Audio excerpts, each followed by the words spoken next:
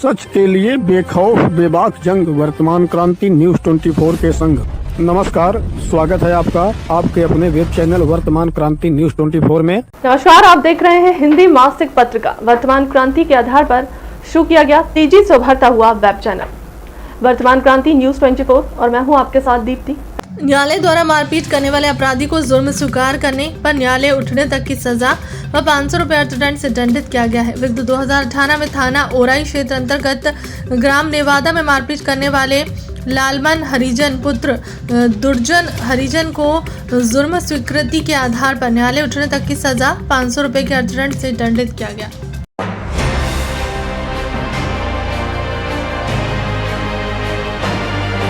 थाना गोपीगंज क्षेत्र अंतर्गत ग्राम डेरवा में पुरानी रंजिश को लेकर जान से मारने की धमकी देते हुए लाठी डंडे से मारपीट करते हुए पीड़ितों को घायल करने के 4 आरोपियों को गिरफ्तार किए गए हैं। पीड़िता सावित्री देवी पत्नी विनोद यादव निवासी ग्राम डेरवा थाना गोपीगंज द्वारा तहरीर दिया गया था कि उनके पड़ोसी ननकू यादव पुत्र राजी तराम, सोनू यादव पुत्र ननकू, यश यादव पुत्र मनोज, देवदत्त पुत्र श्यामधर, मनोज पुत्र खेदन और सुरेंद्र पुत्र मुन्नी यादव ने रविवार 22 फरवरी को लगभग 11 बजे दिन में पुरानी रंजिश को लेकर एक राय होकर जान से मारने की नियत से लाठी डंडे लेकर बद्दी गाली देते हुए मारपीट की गई है। प्राप्त तहरीर के आधार पर कार्रवाई करते हुए स्थानीय पुलिस द्वारा सोमवार 23 फरवरी को यश कुमार यादव 18 वर्ष पुत्र मनोज कुमार यादव, सोनू यादव 24 वर्ष पुत्र शेषधर यादव उर्फ ननकऊ यादव 50 वर्ष पुत्र स्वर्गीय रामजीत यादव और सुरेंद्र यादव 36 वर्ष पुत्र स्वर्गीय मुन्नू यादव निवासीगढ़ ग्राम डेरवा भवानीपुर थाना गोपीगंज को गिरफ्तार कर लिया गया।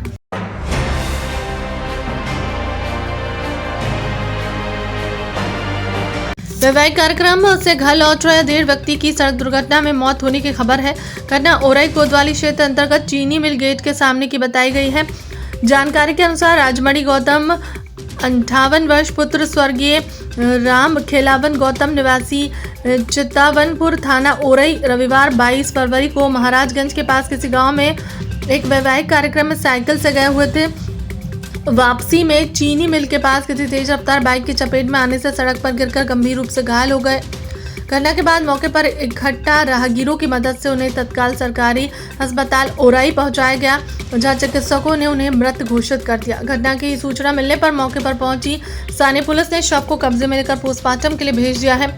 मृतक अपने पीछे 4 पुत्रियों और 2 पुत्र छोड़ गए। 4 पुत्रियों में से और 1 पुत्र का विवाह हो चुका है, जबकि सबसे छोटे पुत्र राम सजीवन गौतम 23 वर्ष अविवाहित है। घटना के बाद पूरे घर में कोहराम मचा हुआ है। आप अपना नाम बताइए। राजकुमार। पिता का नाम? स्वर्गीय श्री राम खिलावन। अच्छा, जो ये दुर्घटना हुआ है ये कौन थे और क्या नाम है इनका? हमारे भाई हैं, राजमणि नाम है। उम्र कितना था? 58 साल। आपके सगे भाई हैं? सगे भाई हैं। ये दुर्घटना कैसे हुआ है? एक शादी का प्रोग्राम था कपड़ा पहनाने के लिए। अच्छा, कहाँ गए हुए थे? महाराजगंज गहरवाड़ी भीटी गांव। अच्छा, वहाँ से वापस आ रहे थे? वहाँ से वापस आ रहे थे। ये दुर्घटना किस जगह हुआ है? चीनी मिल गेट के सामने। औराई चीनी मिल? औराई तहसील वाले रोड के सामने। किस चीज़ से दुर्घटना हुआ है? मोटरसाइकिल से। अच्छा, ये किस चीज़ से थे? ये साइकिल से थे।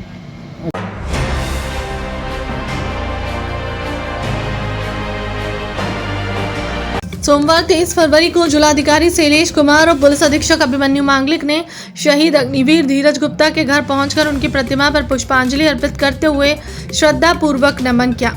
इस अवसर पर अधिकारियों ने शहीद के परिजनों से भेंटकर उन्हें ढांढस बंधाया और शासन द्वारा हर संभव सहायता उपलब्ध कराने का भरोसा दिलाया। जिलाधिकारी और पुलिस अधीक्षक ने शहीद की माता भाई दीपक गुप्ता व नीरज गुप्ता, बहन और जीजा अवधेश सहित समस्त परिजनों के साथ बैठक कर संवेदना व्यक्त की है। उन्होंने शहीद के भाई दीपक BSc उत्तीर्ण और नीरज ITI को आगे की शिक्षा और रोजगार के अवसरों हेतु प्रेरित करते हुए प्रशासन की ओर से हर संभव सहयोग देने का आश्वासन दिया है। जिलाधिकारी ने बताया कि शहीद धीरज गुप्ता के बटालियन के कमांडिंग ऑफिसर से उनकी दूरभाष पर वार्ता हुई, जिसमें शहीद को मिलने वाली बीमा राशि, अग्निवीर योजना के अंतर्गत आर्थिक सहायता और अन्य देय लाभों के संबंध में विस्तृत चर्चा की गई है। उन्होंने आश्वस्त किया है कि यदि किसी भी प्रकार के दस्तावेजों की आवश्यकता होगी तो जिला प्रशासन द्वारा तत्काल सैन्य अधिकारियों को उपलब्ध कराया जाएगा, जिससे परिजनों को शीघ्र सभी लाभ प्राप्त हो सके। जिलाधिकारी और पुलिस अधीक्षक द्वारा परिवार के भूमिहीन और कृषिहीन होने की स्थिति पर शहीद की माताजी को आवासीय भूमि आवंटन का प्रमाण पत्र प्रदान किया गया। जिलाधिकारी ने शहीद के सम्मान में उनके घर तक संपर्क मार्ग का निर्माण, खेल मैदान, शहीद पार्क का निर्माण और उसका नामांकन शहीद धीरज गुप्ता के नाम पर करने और कृषि भूमि का पट्टा प्रदान करने जैसे प्रस्तावित कार्यों के संबंध में आवश्यक कार्रवाई कराने का भरोसा दिलाया है।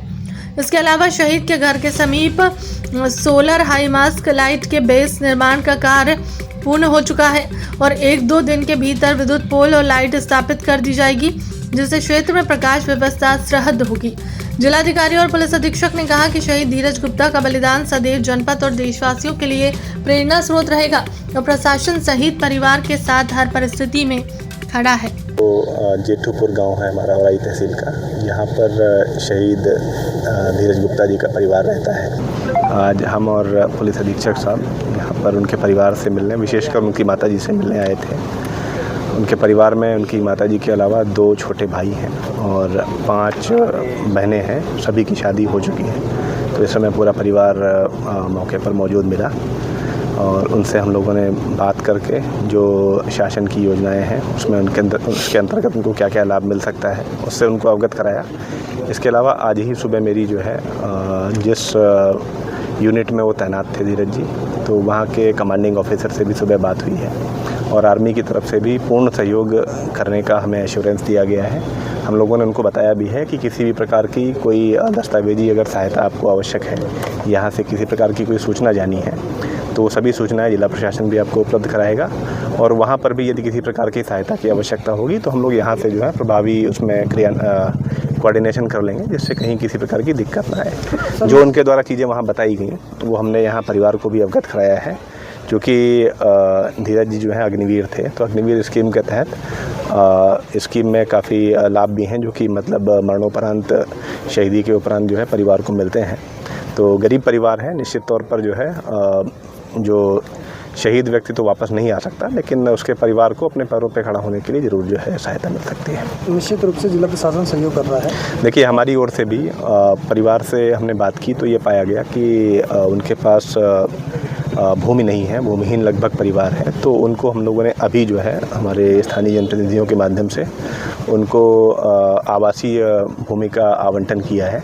इसके अलावा हम लोग ये भी तलाश कर रहे हैं कि अगर कृषि योग्य कोई भूमि गांव में उपलब्ध हो जाए तो शहीद परिवार के लोगों को, जो कि वो भूमिहीन है, तो उसके लिए भी जो है उनको हम लोग विचार करके वो कार्रवाई भी कराएंगे।